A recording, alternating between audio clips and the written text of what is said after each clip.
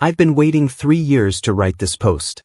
Not because I needed time to heal, because I needed time to prepare.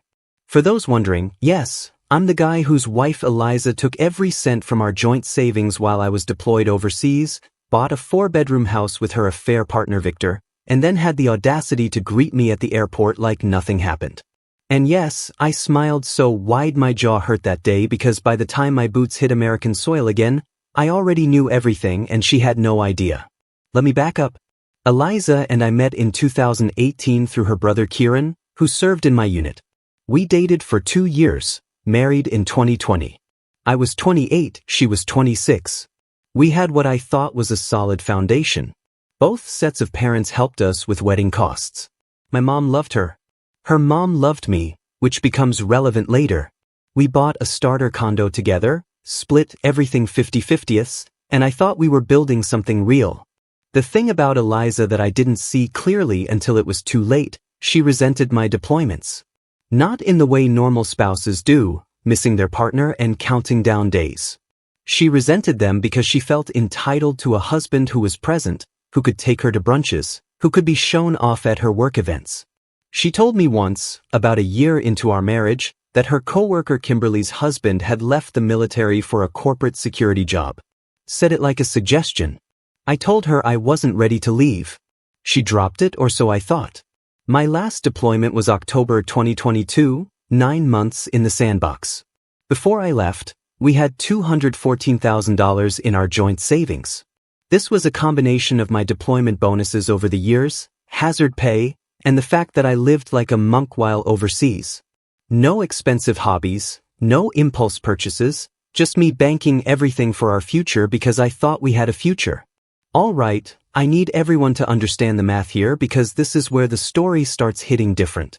This man is sleeping in desert conditions, eating MREs, being away from everything comfortable, and he's not even spending money on himself. He's banking hazard pay. You know what hazard pay is? That's I might literally die money, and he's putting it in a joint account because he trusts his wife. Meanwhile, she's mad because she can't show him off at brunch. Brunch? The most weaponized meal in existence. She wanted a husband who could eat overpriced eggs Benedict with her coworkers while this man is out there risking his actual life. The entitlement is so thick you could spread it on avocado toast. Here's where I need to be clear about something. The joint account was in both our names. Legally, she had every right to access it. I'm not claiming she committed any crime. What she did was worse than a crime. It was a complete betrayal dressed up in legal technicalities. I found out 3 months into my deployment, not through some dramatic discovery, through a banking app notification on my phone at 0300, telling me our account balance had dropped below $50,000. I logged in, scrolling through transaction after transaction. Real estate attorney fees, down payment wire transfer, furniture purchases, moving company charges, all within a 2-week window in January 2023. I didn't call her. I didn't text her. I called my buddy Nathan back stateside, a guy I'd known since basic training who worked in real estate after he got out. I asked him to do some digging. It took him 4 days, but he found the property records. New construction home in a suburb 40 minutes from our condo. 2 names on the deed, Eliza and Victor Reyes.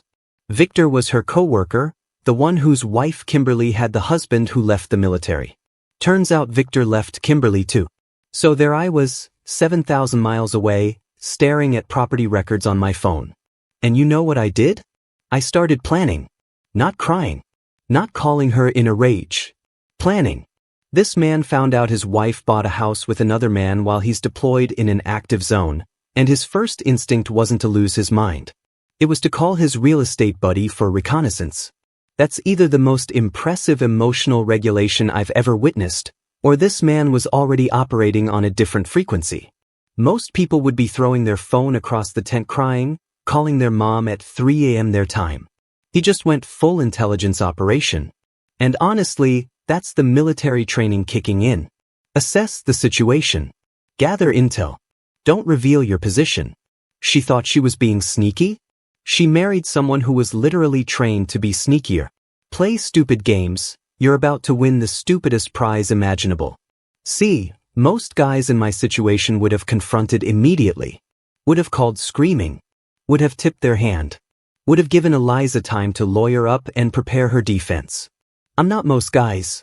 I spent the remaining 6 months of my deployment researching divorce attorneys, asset division laws in our state, military divorce procedures. I read everything. I took notes. I made a timeline of every financial transaction she made. And here's the part that still makes me smile. I kept texting her normally, sent her pictures, asked about her day, told her I missed her. She had no idea I knew. Every time she texted back with heart emojis and told me she couldn't wait for me to come home, I screenshotted it because those texts proved she was actively deceiving me, maintaining the marriage facade while literally building a life with another man. The homecoming was July 2023. My mom and her mom Emily both came to the airport. That's right. Eliza's own mother still thought everything was fine. Still thought her daughter was a faithful military wife. Emily had brought a welcome home sign she made herself. She hugged me and told me how proud she was. I hugged her back and thought about how much this was going to destroy her when she found out what her daughter had done. And then there was Eliza, walking toward me in a sundress, arms open, calling out, "Sweetheart." Like she hadn't spent the last 9 months playing house with Victor Reyes. She hugged me, told me she missed me, asked if I was tired from the flight, and I smiled. I smiled so wide it probably looked insane. I told her I'd never felt more awake in my life. She laughed and said that was the adrenaline talking. 6 months. 6 months of sending miss you, babe texts while building a legal case, while documenting every single heart emoji she sent back. He turned himself into a one-man legal preparation committee while she thought she was getting away with the perfect crime. And the airport scene? Her walking up in a sundress saying "sweetheart" while her own mother, who made a handmade sign, is standing right there? Eliza really woke up every day and chose violence against everyone who loved her. She didn't just betray her husband. She let her mother stand there with poster board and markers, celebrating a lie. The sociopathy required to maintain that level of performance for that long. I'm not saying I'm scared, but I'm taking notes on what red flags to look for. The drive home was surreal. She drove us back to our condo, chattering about her job, asking about my flight, playing the perfect wife. Meanwhile, I knew she'd been living in that house with Victor the whole time. The condo was just for show now, a stage set for my homecoming. She'd moved her essential stuff back in the week before I landed. Nathan had told me that too. That first night home, after unpacking my gear, I told her I was jet-lagged and needed a drink. I poured myself a bourbon, sat on our couch, and looked at the woman I'd married. She curled up next to me, head on my shoulder, and said she was so glad I was finally home. I took a sip and I made my decision. I wasn't going to confront her yet. I wasn't going to blow up our lives in a dramatic scene. I was going to be strategic. I was going to document everything. And I was going to make sure that when this ended, she wouldn't just lose me. She'd lose everything she thought she'd gained. What I didn't know that night, what I wouldn't find out until 2 weeks later, was that Victor's ex-wife Kimberly had already filed for divorce citing infidelity, and that Kimberly's attorney had sent Eliza a letter warning her that she would be named in the proceedings. Eliza had been hiding that letter from me, but she couldn't hide it from her mother Emily, who had accidentally seen it when she stopped by the condo to drop off my welcome home cake. Emily called me the next day while Eliza was at work. She asked me to meet her. Said it was urgent. Said it was about her daughter. That meeting changed everything. And Reddit, I promise you, what Emily told me made the $200,000 look like the least of Eliza's betrayals. Update coming. I just need to gather my thoughts because the next part involves Eliza's entire family imploding, and I want to make sure I tell it right. Update 1. All right, Reddit. I'm back. Some of you called it in the comments.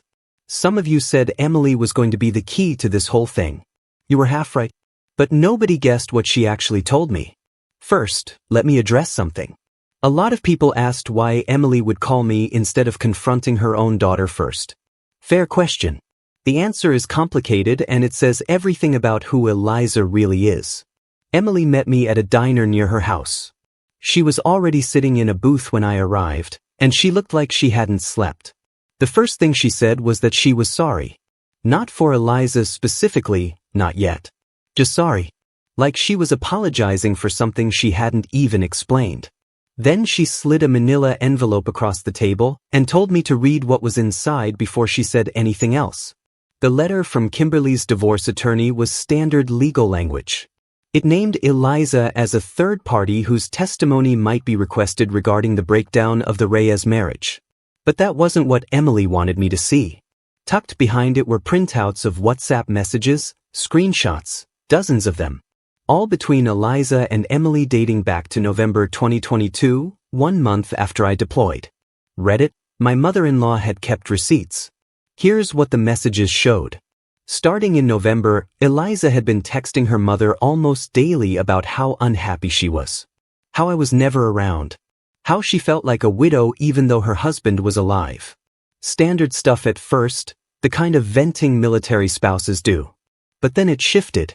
By December, she was talking about Victor. She called him a friend from work. Said he understood what it was like to feel invisible in a marriage because Kimberly was always focused on her career. Said talking to him made her feel seen. By January, the messages got explicit, not about the affair itself, but about her plans. She told Emily she was thinking about buying property with Victor, called it an investment, said Victor's divorce was going to be finalized soon, and they wanted to get established before the market shifted. She asked Emily for advice on real estate attorneys. Emily, not knowing the full picture, gave her a referral. The same attorney whose fees I saw on my bank statement. Emily kept the WhatsApp messages. This mother printed out her own daughter's texts like she was preparing a court exhibit. And here's what's actually insane about this. Eliza used her own mother as an unwitting accomplice. She asked Emily for a real estate attorney recommendation and framed it as an investment opportunity. She literally tricked her mom into helping her betray her husband. That's not just betrayal, that's multi-level deception. She was running game on everyone, her husband, her mother, probably Victor, too, if we're being honest. The audacity to ask your mom for help buying a love nest while pretending it's a business move. Eliza really thought she was the main character in some heist movie where she gets away clean. Spoiler alert, she's actually the character who gets caught because she talked too much. Emily told me she didn't realize what was happening until she saw that legal letter last week. She thought Eliza and Victor were friends doing a business deal. She thought I knew about the property purchase. She assumed Eliza had told me everything because what wife would make a $200,000 decision without telling her deployed husband? I sat there listening to Emily explain how she'd been manipulated by her own daughter, and I realized something important. Eliza wasn't some love-struck woman who fell into an affair. She was a planner. She executed a months-long operation to extract herself from our marriage while keeping everyone in the dark. Her mother, her brother Kieran. She compartmentalized information to each of us, so no one person had the full picture. Emily asked me what I wanted to do. I told her I wanted to talk to Eliza first, directly, without lawyers, without drama, just the two of us. Emily said that was fair, but warned me that Eliza had been practicing her explanation for weeks. She'd overheard Eliza on the phone with Victor just 2 days ago running through talking points about how to frame everything if I ever found out. So, Eliza knew the clock was ticking. She just didn't know I already knew. That night, I went home and waited. Eliza came back from work around 6 o'clock, kicked off her shoes, and started talking about her day like nothing was wrong. I let her go on for about 10 minutes. Then I asked her a simple question. I asked her who Victor Reyes was. The silence lasted maybe 3 seconds, but it felt longer. Then she recovered. She said Victor was a coworker, someone from her department. Why was I asking? I told her I'd seen the property records. I told her I knew about the house. I told her I'd known since January. And here's where Eliza showed me exactly who she was. She didn't cry, she didn't apologize, she didn't even look scared. She got angry. She asked me why I'd been spying on her. She demanded to know who told me like the leak was the problem and not what she'd done. She said I had no right to investigate her life while I was overseas instead of being a husband. She was practicing her speech, running through talking points with Victor like they were prepping for a press conference. "Okay, babe, if he asked about the money, pivot to his emotional unavailability. If he brings up the house, frame it as taking initiative for our future. These two were running crisis communications drills. And then, when the moment actually comes, when this man calmly says, "I've known since January," she doesn't apologize, doesn't cry, she gets mad at him for finding out. "Why were you spying on me?" "Ma'am, you stole $200,000. That's not spying, that's auditing." The leak is her concern? She's out here worried about information security while the whole foundation of her scheme is crumbling. Truly the mindset of someone who thinks the problem is getting caught, not the actual crime. I stayed calm. I asked her to explain how spending our entire savings on a house with another man was my fault. She said the money was as much hers as mine, which technically was true. She said she'd contributed to that account, too, which was technically true, but ignored that she'd contributed maybe $30K over 3 years while I'd contributed the rest. She said Victor made her feel like a priority, not an afterthought. Then came the justification I'd been waiting for. She said she tried to tell me she was unhappy. She brought up that conversation about Kimberly's husband leaving the military. She said that was her opening a door and I slammed it in her face. She said from that moment she knew I would never choose her over my career, so she chose herself. I asked her if choosing herself meant lying to me for 9 months, texting me heart emojis while living with another man, letting her mother make a welcome home sign for a marriage that was already dead. She said I was being dramatic. She said plenty of military marriages end this way. She said she was doing me a favor by not making a scene while I was deployed because it could have affected my focus and gotten me killed. Reddit, she framed her betrayal as a kindness. I told her I wanted a divorce. She said, "Fine." Then she said she expected me to be reasonable about the settlement. She said the house was in her name and Victor's name, and I had no claim to it. She said I could have the condo. She acted like she was being generous by letting me keep our starter home while she lived in a 4-bedroom with her affair partner. I didn't argue. I didn't fight. I just said, "Okay," and went to sleep in the guest room. But here's what Eliza didn't know. The next morning, her brother Kieran showed up at our door. He'd gotten a call from Emily the night before. And unlike his sister, Kieran actually has a conscience. What happened when Kieran walked in and saw me packing a bag while his sister sat on the couch looking annoyed? That's where this gets really complicated because Kieran didn't just come to check on me. He came with information about Victor that Eliza had been hiding from everyone. And it's information that's about to make her house of cards collapse in ways she never anticipated. More soon. I need to figure out how much I can share without affecting the legal situation. I was doing you a favor by not telling you while deployed because you might have died. Absolutely unhinged logic. She really sat there and reframed theft and infidelity as a public service. I cheated on you for your own safety, babe. You're welcome. And then she has the audacity to offer him the condo like she's being magnanimous. She stole his money, bought a mansion with another man, and now she's acting like she's doing charity work by not taking the starter home, too. The delusion is Olympic level. But here's what kills me. She contributed $30K to that account. 30 out of 214,000. That's 14%. She took the whole thing and acted like they went halfsies. The math isn't mathing, but she's already moved on to her next manipulation. Update 2. Reddit, I promised you things were about to get complicated. I underdelivered, they got catastrophic. When Kieran walked into our condo that morning, Eliza looked at him like he was there to back her up, like family loyalty meant he'd automatically take her side. She started explaining the situation before he even sat down, spinning this narrative about how I was overreacting, how the house with Victor was just an investment opportunity, how she'd been planning to tell me everything after I settled back in. Kieran let her talk. He stood in our living room with his arms crossed, listening to his sister rationalize her choices. When she finished, he asked her one question. He asked her why Victor had been telling everyone at their office that she pursued him, that she'd been the one to make the first move, to push for the relationship, to suggest buying property together as a way to lock him in. Eliza's face changed. She tried to laugh it off. She said Victor was just being protective of his reputation because of the divorce with Kimberly. She said it didn't matter who pursued who because they were together now, and that was what counted. Kieran told her it mattered because Victor wasn't just telling coworkers. He'd told Kimberly's attorney the same thing. Victor had submitted a statement claiming Eliza had manipulated him during a vulnerable time in his marriage.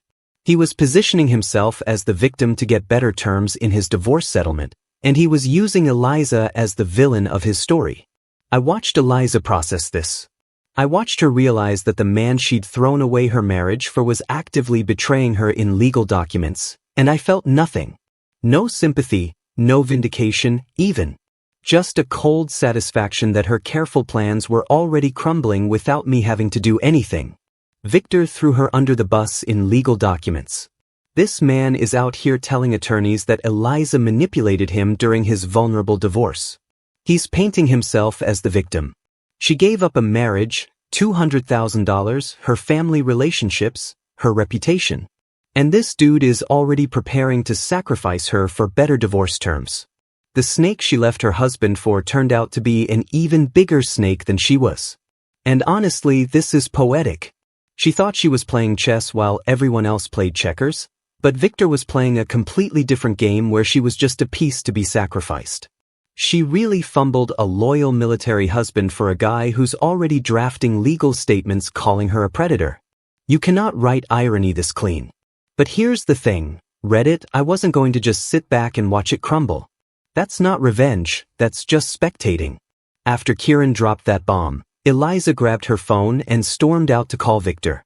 I heard her through the front door demanding explanations, asking him why he'd throw her under the bus. The conversation went on for at least 20 minutes. When she came back inside, she looked shaken.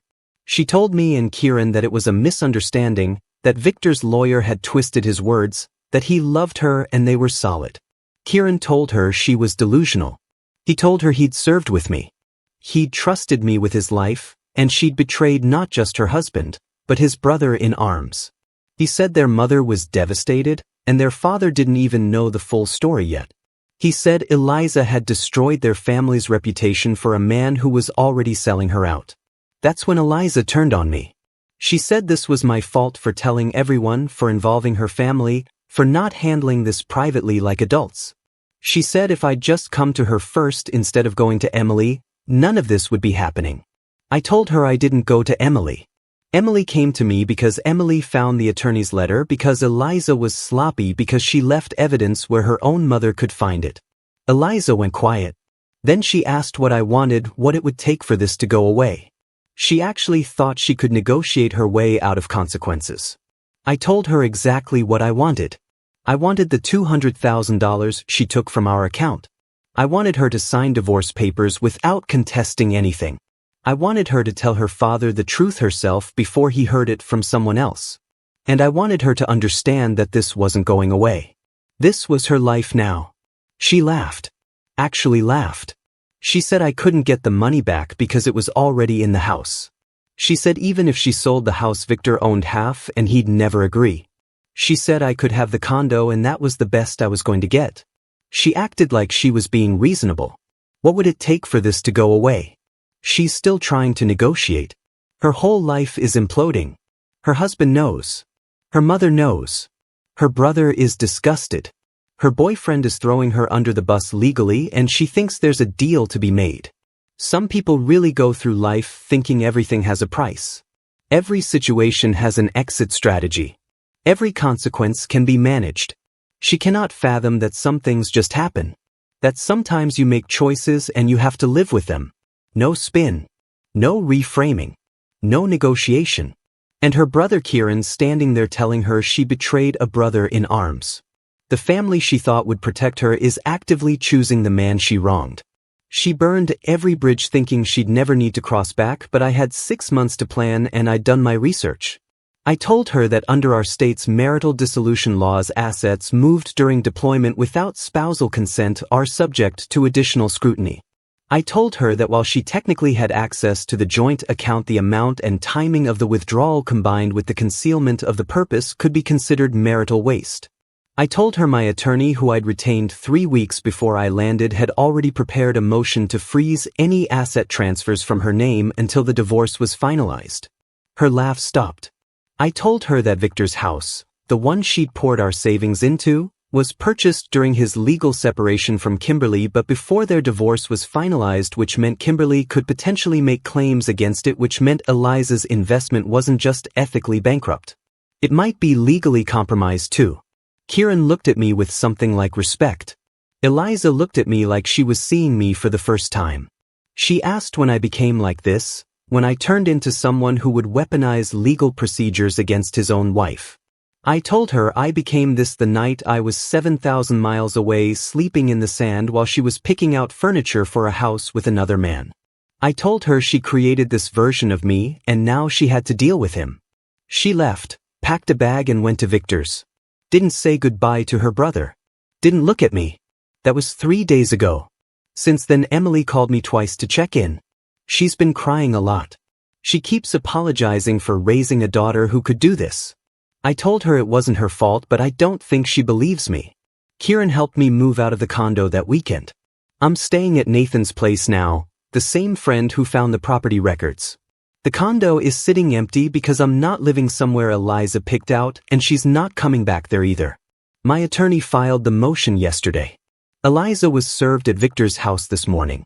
According to the process server, Victor answered the door and looked confused when he saw her name on the papers. Like maybe he didn't know she was still legally married. Like maybe Eliza had been keeping secrets from him too. And here's the part that's about to blow everything up. Yesterday afternoon Eliza's father texted me. He said his daughter had been avoiding his calls for a week. He said Emily wouldn't explain what was happening. He said he was driving down from upstate this weekend and he wanted to hear the truth from me directly. Reddit, Eliza's father is a retired state trooper. Old school, traditional values. The kind of man who walked his daughter down the aisle and told me if I ever hurt her he'd make my life miserable. Now I have to tell him that his daughter is the one who did the hurting and I have to do it before Eliza gets the chance to spin her version first. I'm meeting him Saturday morning. Final update coming after that because one way or another this is where it all comes to a head. She created this version of me. That line is going to live in my head rent-free. This is what happens when you push a calm, methodical person past their limit. You don't get an explosion. You get a machine. You get someone who spent 6 months in a war zone building a legal case instead of processing emotions. And now it's paying off. Asset freeze motion filed. Marital waste arguments prepared. Kimberly's potential claims on the house documented. She thought she was dealing with a heartbroken husband. She was dealing with someone who'd become an entire law firm in cargo pants. And Victor didn't even know she was still married? Eliza was running multiple deceptions simultaneously and got caught because she was sloppy. Left evidence at her mom's house. The mastermind who couldn't cover her tracks. Final update. Reddit, it's done. All of it. And I need to tell you how it ended because some of you have been in my DMs asking if I'm better than okay. I'm free. Saturday morning I met Eliza's father Robert at a breakfast spot near Nathan's place. He'd driven 4 hours for answers. I told him everything. The deployment, the bank account, the house with Victor, the WhatsApp messages Emily showed me, Victor's legal statements blaming Eliza. All of it. I didn't exaggerate. I just laid out facts. Robert sat there without speaking for a long time. Then he asked if I still had the screenshots of property records, bank transactions, the timeline I'd built overseas. I sent everything while we sat there. He scrolled through his phone reading dates and dollar amounts. And I watched a father realize his daughter had become someone he didn't recognize. He told me he was sorry. Not on Eliza's behalf. He was sorry because he'd always believed she was better than this. He said he was driving to Victor's house to talk to Eliza directly. I told him that was his choice, but I was done having conversations with her. Everything from this point would go through attorneys.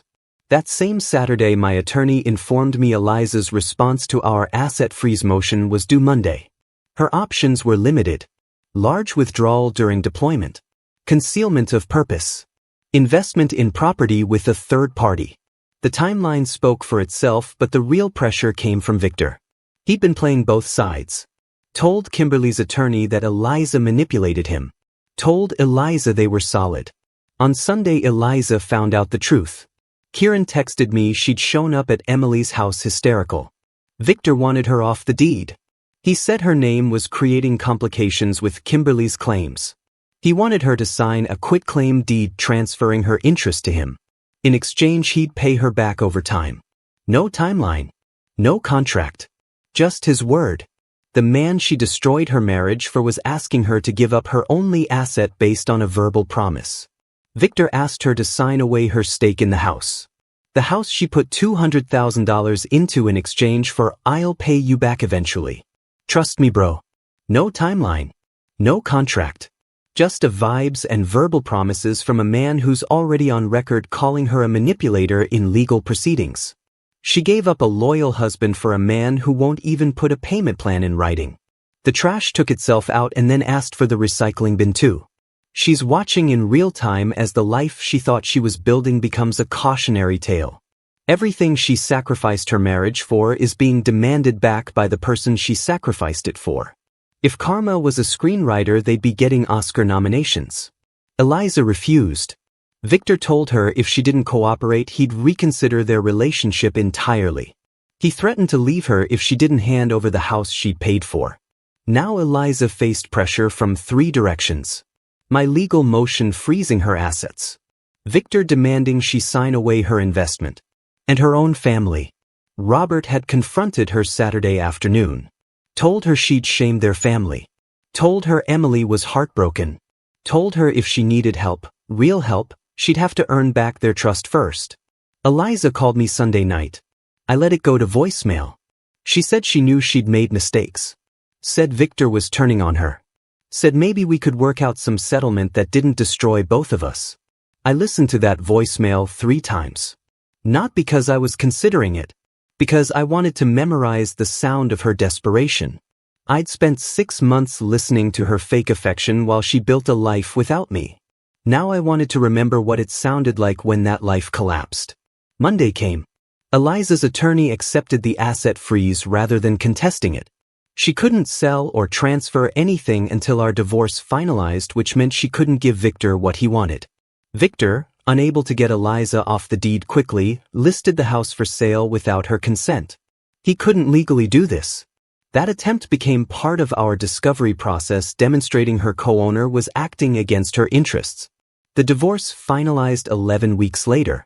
I got the condo which I sold. I got a judgment for $127,000 representing my portion of marital assets converted without consent. She's on a payment plan. It'll take years. The house eventually sold at a loss after Kimberly's attorney claimed a portion of Victor's equity. Eliza walked away with almost nothing from a property she'd poured $200,000 into. Victor tried to list the house for sale without her consent. He couldn't even wait for the legal process. He just threw up a listing like she didn't exist. And that move? That became evidence in the divorce proceedings showing he was acting against her interests as co-owner. Victor fumbled so hard he actually helped her husband's legal case. You cannot make this up. 2 people who thought they were smarter than everyone else, and they ended up sabotaging each other. She lost almost everything from a $200,000 investment because she picked a partner who was always looking for his own exit strategy. Meanwhile, Kimberly's attorney took a piece of Victor's equity too. Everyone involved in this mess lost except the one person who stayed calm and let the dominoes fall. Last I heard from Kieran, Eliza rents an apartment alone. Victor left her 2 weeks after the house sold. Her relationship with her parents is strained. She pays me monthly while working the same job where she met the man who ruined her life. I re-enlisted, got promoted, stationed somewhere new with money in the bank. She called me sweetheart when I came home. I smiled so wide my jaw hurt because I knew everything she'd built on my sacrifice would eventually collapse. I just had to be patient enough to watch it happen.